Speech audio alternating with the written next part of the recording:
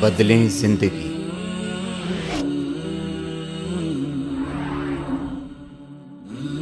زیتون T V. بہرحال یہ مباحث ہیں اس آیت مبارکہ سے متعلق، اور میں نے آپ کے سامنے ساری بات رکھ دی۔ نہ میں کسی کا مبلغ ہوں، نہ یہ دینی مسئلہ ہے، یہ فلسفے کا مسئلہ ہے۔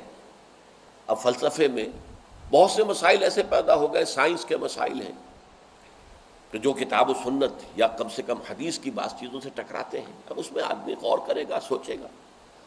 اسی طریقے سے یہ فلسفے کے مسائل ہیں جو ہمیشہ سے جن پر کام ہو رہا ہے، لیکن یہ دین جو ہے وہ شریعت اور طریقت کا نام ہے۔ حقیقت کو چھوڑ دو، حقیقت جو ہے بس ہے۔ تم سورج مکھی کے پھول بن جاؤ، تمہاری توجہ ہر وقت اپنی اس ذات جو جس نے تمہیں پیدا کیا ہے، حقیقت تو وہی ہے، لیکن سورج مکھی کے پھول بن جاؤ۔ لیکن اسے آپ غلط کہیں، مجھے کوئی اعتراض نہیں، لیکن یہ کہ ایک شخصیت کو میں ایسے سے واقف ہوں جو اہل حدیث بھی کٹر تھے اور صوفی بھی بڑے تھے۔ یہ جو ہمارے ہاں مشہور ہے غزنوی خاندان، مولانا عبداللہ غزنوی آئے تھے اور وہ اپنے تصوف کی بعض آراء کی وجہ سے اور بعض اپنی اہل حدیثیت کی آراء کی وجہ سے افغانستان سے نکال دیے گئے تھے، غزنی سے نکال دیے گئے تھے، تو امرتسر میں آ کر آباد ہوئے۔ ان کی اولاد ہے یہ غزنوی خاندان۔ ان میں مولانا داؤد غزنوی رحمۃ اللہ علیہ سے میرا بڑا قرب رہا ہے۔ ان کے پھر بیٹے تھے ابو بکر غزنوی، وہ معروف ہیں، کافی لوگ ان سے واقف ہوں گے۔ داؤد غزنوی رحمۃ اللہ علیہ یہ دو متضاد چیزوں کا مجموعہ تھے،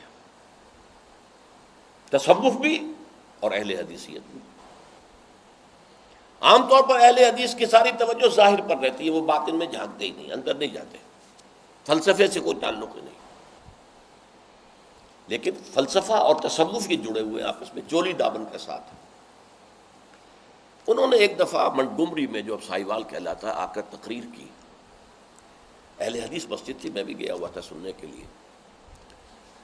انہوں نے وہ اہل حدیث نوجوانوں سے کہہ رہے تھے کہ دیکھو، تم اپنے مسلک پر قائم رہو، ہم غیر مقلد ہیں، ہم کسی کے مقلد نہیں ہیں، نہ ابو حنیفہ کے نہ مالک کے، لیکن کبھی بھی ان ائمہ کی توہین نہ کرنا۔ یہ ہمارے عام نوجوان جو کہتے ہیں ابو حنیفہ کو کیا پتا تھا، ابو حنیفہ کے پاس تو علم ہی نہیں تھا، ابو حنیفہ تو جو ہے علم حدیث میں کورے، یہ توہین کے الفاظ کبھی استعمال نہ کرو۔ اچھا، اس واعظ کے ساتھ انہوں نے مثال دی کہ دیکھیے شیخ محی الدین ابن عربی رحمۃ اللہ علیہ کے سب سے بڑے مخالف شیخ احمد سرہندی رحمۃ اللہ علیہ تھے، دونوں کے لیے رحمۃ اللہ علیہ کہا۔ میں حیران ہو گیا، یہ وہابی آدمی، کٹر وہابی اہل حدیث، اور یہ شیخ ابن عربی رحمۃ اللہ علیہ کہہ رہا۔ خیر، میرے دل پر بھی اثر ہوا کہ بڑی وسعت ہے ان کے فکر و نظر میں۔ میری اہلیہ کے چچا تھے، ان کے ایک بیٹے، سب سے چھوٹے بیٹے یہاں مجمع میں موجود بھی ہیں، شیخ فضل الرحمان مرحوم۔ ان کے بہت گہرے تعلقات تھے یہ جو خاندان غزنوی خاندان سے۔ انہوں نے شام کو کھانے پر بلایا، مجھے بھی بلا لیا، میں ان کا داماد ہی تھا نا۔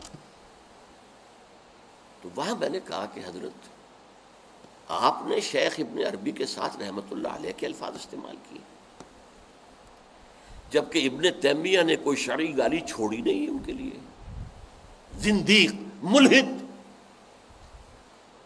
اور آپ اہل حدیث ہیں، یہ کیسے ہوا؟ میں ان کی عظمت کا قائل ہو گیا، ان کی آنکھوں میں آنسو آ گئے۔ کہنے لگے ڈاکٹر صاحب، یہ دونوں ہمارے بزرگ ہیں، ہم خرد ہیں، آپس کے اختلافات وہ جانے، ہم چھوٹے ہیں، خرد ہیں، خرد رہنے ہی میں عافیت سمجھتے ہیں، ہمارے لیے دونوں محترم ہیں۔ اور مسجد میں انہوں نے ایک مثال بیان کی تھی کہ شیخ احمد سرہندی رحمۃ اللہ علیہ نے شیخ ابن عربی کے بارے میں اپنے مکتوبات میں لکھا ہے،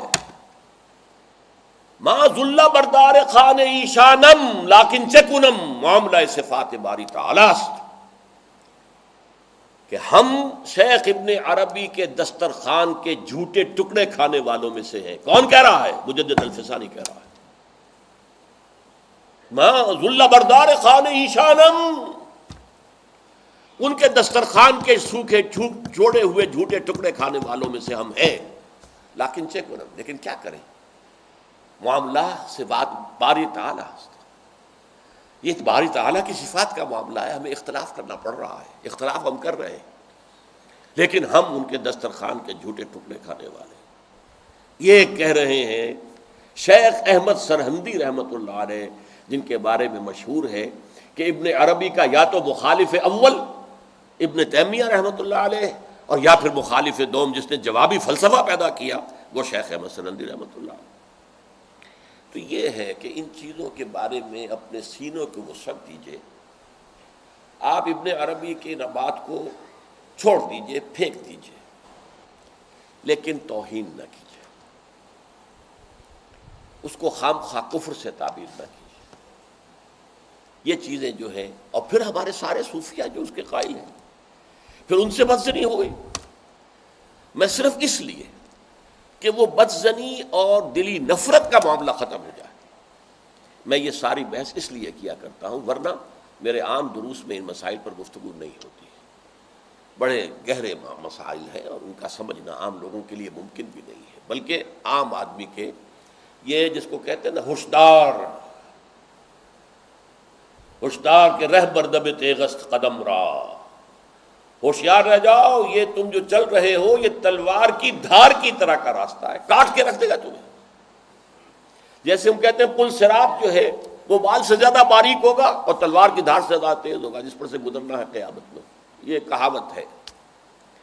اسی طرح یہ ہماؤس یا پینتھیزم اور وحدت الوجود شیخ ابن عربی کا، یہ اس قدر قریب ایک دوسرے سے ہے کہ اس میں ادھر سے ادھر بھٹک جانا یہ بہت آسان ہے، اس سے بچنا چاہیے۔ پینتھیزم میں یہ کائنات حقیقی ہے اور خود خدا ہے، وحدت الوجود میں ایسنس جو ہے وجود وہ تو ہے بسیط کس کائنات کا اور اللہ کا، لیکن جب ہم نے کوئی معین شکل اختیار کر لی، یہ ایٹمز ایک خاص شکل میں جمع ہو گئے تو ان کی صورت بن گئی ہے، وہی ایٹم کوئی خاص شکل میں جمع ہو گئے تو میری صورت بن گئی ہے، اب میں اس سے غیر ہوں، یہ مجھ سے غیر ہے، وہ علیحدہ وجود کے حامل ہے۔